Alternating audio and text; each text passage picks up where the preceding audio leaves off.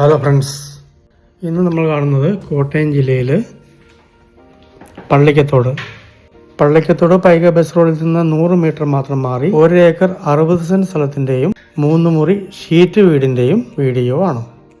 Bus റോഡിൽ നിന്ന് വെറും 100 മീറ്റർ മാത്രമേ ദൂരമുള്ളൂ. നിലവിൽ ആൾക്കാർ താമസിച്ചുകൊണ്ടിരിക്കുന്ന വീടാണ്. ഈ വീട്ടിൽ വറ്റാത്ത കിണർ വെള്ളമുണ്ട്. കാർ ഷെഡ് ഔട്ട്സൈഡിൽ കൊടുത്തിരിക്കുന്നു.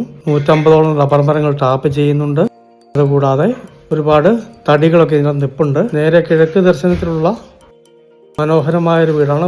ഫ്രണ്ടൊക്കെ കണ്ടം പോലുള്ള സ്ഥലമാണ്. വെള്ളത്തിന് യാതൊരു ബുദ്ധിമുട്ടുമില്ല. നേരെ കാണുന്ന റോഡ് പൈക പള്ളിക്കത്തോട് ബസ് റോഡിലേക്കാണ് ചെന്ന് ചേരുന്നത്. പള്ളിക്കത്തോടിൽ നിന്ന് 3 കിലോമീറ്റർ മാത്രമാണ് ഈ സ്ഥലത്തേക്ക് ദൂരം വരുന്നത്. ഇത് രണ്ടായിട്ടും കൊടുക്കുന്നതാണ്. 44 സെന്റും വീടുമായിട്ടും കൊടുക്കും. 1 ഏക്കർ 60 സെന്റും വീടുമായിട്ടും കൊടുക്കുന്നതാണ്.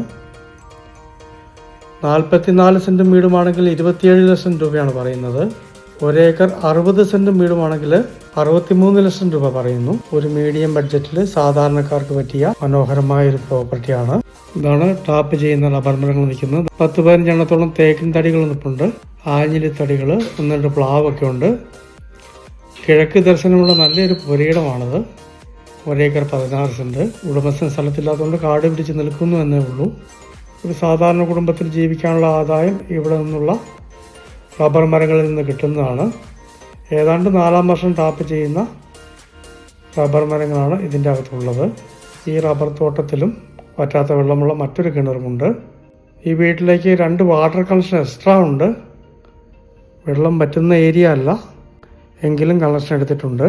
കോട്ടയം ജില്ലയിൽ പള്ളിക്കത്തോട് പൈക ബസ് റോഡ്, പള്ളിക്കത്തോട് നിന്ന് 3 കിലോമീറ്റർ മാത്രം മാറി പൈക ബസ് റോഡിൽ നിന്ന് 100 മീറ്റർ മാത്രം മാറി 1 ഏക്കർ 60 സെന്റ് സ്ഥലവും 3 മുറി ഷീറ്റ് വീടും.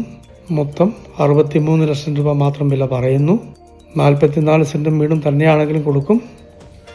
അതിനാണെങ്കിൽ 27 ലക്ഷം രൂപ മാത്രം വില പറയുന്നു. ഏറ്റവും ന്യായമായ വിലയ്ക്ക് കിട്ടുന്ന മനോഹരമായ ഈ പ്രോപ്പർട്ടി സ്വന്തമാക്കണമെന്ന് താല്പര്യമുള്ളവർ ബന്ധപ്പെടുക.